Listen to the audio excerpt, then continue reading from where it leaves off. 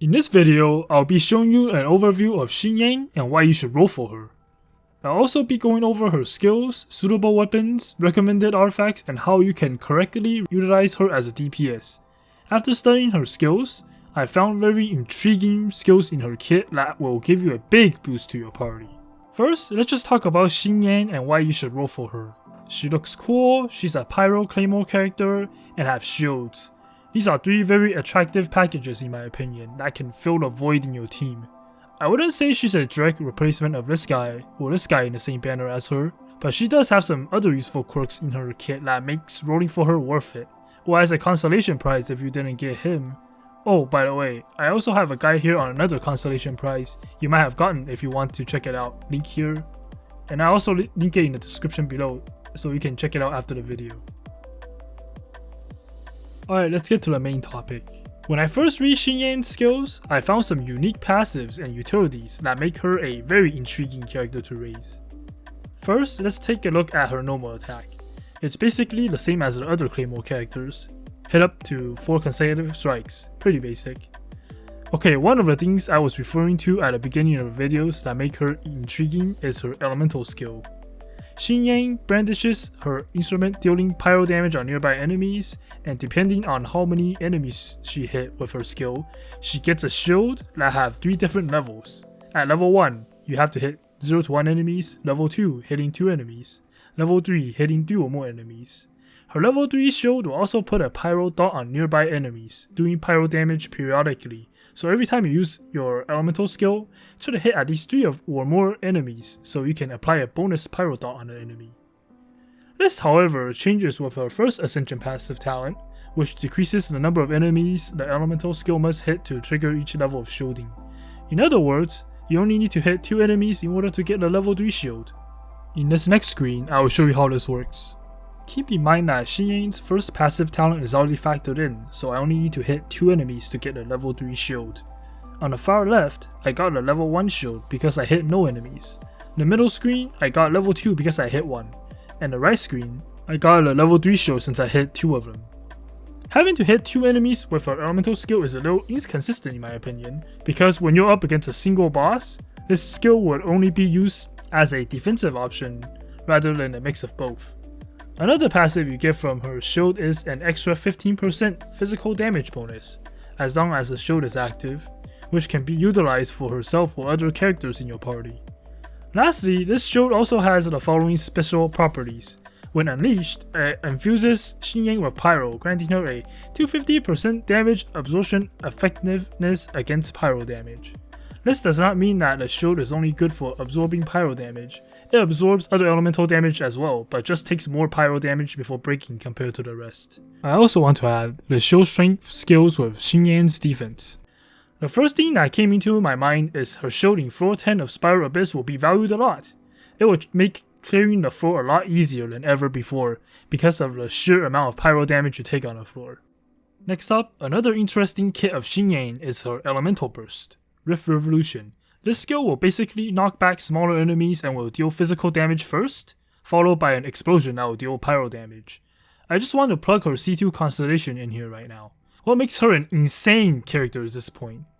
If you have her at C2, the Elemental Burst is guaranteed to crit. You'll also get a level 3 shield on top of it. So if you have her at C2, Xinyan unlocks her true potential in my opinion. With C2 Constellation, Xinyan's Elemental Burst is guaranteed to crit. Pairing that up with her first Constellation, you'll also get an attack speed buff that lasts for 5 seconds on her normal and charge attacks. The cooldown for the buff is also 5 seconds, which means you can proc this skill with 100% uptime if you hit crits on enemies. Speaking of 100% uptime, with good cooldown management, you can also have 100% uptime on her shield, and here's how. Since her elemental skill cooldown is 18 seconds, and the shield lasts for 12 seconds, and her elemental burst cooldown is 15 seconds, with the shield that you get from using her elemental burst with second Constellation, the shield also lasts for 12 seconds, which means juggling around her elemental burst and skill and managing their cooldowns carefully will allow you to have 100% uptime on her shields. Feel free to ask any questions in the comments if you are not sure about this. Moving on, let's talk about weapons. These 5 weapons are my recommended weapons for a DPS Xinyan build. The Unforged and Wolf's Gravestone are blocked behind gacha, so I'm gonna talk more about the cheaper options. The prototype Animus works decently with Xinyan. It does great damage, and the brightest part is that you can eventually get it to refinement level 5 for free, since it's craftable. Serpent Spine from the Battle Pass is another good weapon. Although it is behind a paywall, it is a better option than the early refinement levels of the prototype Animus. The substat of this weapon is crit rate, which gives you more flexibility when looking for artifacts. Lastly, the Debate Club is another cheap alternative for Xinyan if you don't have the other weapons. Next up, for Xinyan's artifacts, if you are going for a consistent damage output, I highly recommend a 4-set Gladiator or 4-set Lava Walker. The 4-set Gladiator is self-explanatory, but the Lava Walker set is interesting because remember Xinyan's elemental skill, Sweeping Fervor? The level 3 shield will put a Pyro Dot on the enemy, therefore her attacks with the Pyro Dot will give her 35% damage against enemies affected by Pyro. This is not really an upgrade from the 4-set Gladiator, but I still put it out there as an option because if you have been farming that Pyro artifact domain like me, you probably have a pile of these that keeps dropping for you instead of the Crimson Witch set, right? If you happen to have some good lines on it, this set is an alternative option unless you fit it as a fodder. Since Gladiator isn't as farmable as Lava Walker, another set of artifacts you should look at is the Bloodstain set. A 2-set Bloodstain and 2-set Gladiator combo could also work as a budget alternative for Xinyan.